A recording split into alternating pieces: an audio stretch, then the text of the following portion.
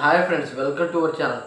ఇప్పుడు big boss అయితే promo అయితే వచ్చింది భయ్య. అయితే ఈ బిగ్ బాస్ సీజన్ 8లో అనమాట ఏమేమి ఉంటాయి, ఏమేమి మనం ఎక్స్పెక్ట్ చేయొచ్చు, అలాగే మన నాగార్జున గారు ఎప్పుడు వస్తారు, ఆ ప్రోమో ఎప్పుడు వస్తుంది, చాలామంది అయితే ఇప్పుడైతే క్వశ్చన్ చేస్తున్నారు భయ్య.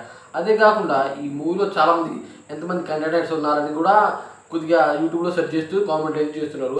అయితే దాని గురించి అయితే నేను ఒక వీడియో అయితే పెట్టాను. అది మన ఛానల్లో దొరుకుతుంది. బిగ్ బాస్ ఎంతమంది కంటెంటర్స్ ఉన్నారో దాని గురించి అయితే ఒక వీడియో చేశాను.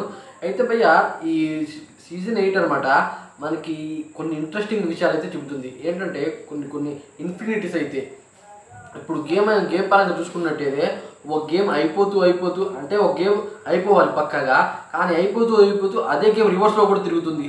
అదే ఈ సీజన్లో అనమాట మేజర్ పాయింట్.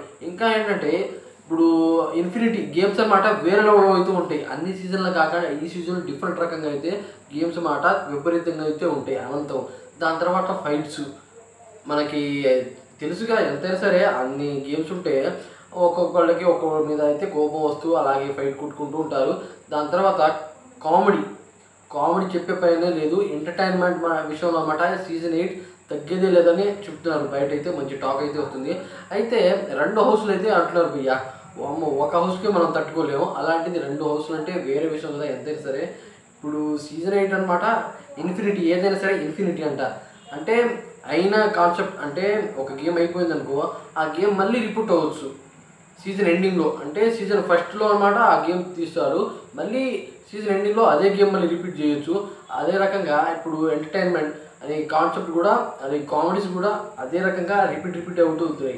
అదే ఇన్ఫినిటీ ఏది ఉన్నా సరే ఇప్పుడు ఇన్ఫినిటీ రకంగా అయితే ఉంటుంది.